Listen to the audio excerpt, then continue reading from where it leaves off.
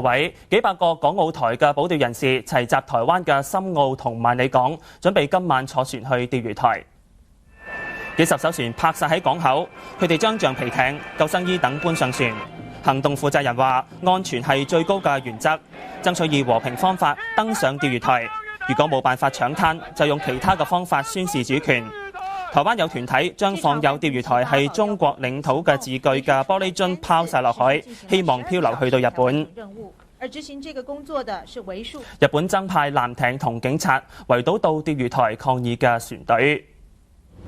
據朝日新聞報導，日本當局派出74艘嘅軍艦同300個警視廳嘅人員到釣魚台，應付凌晨去嗰度示威同搶灘嘅港澳台保釣船。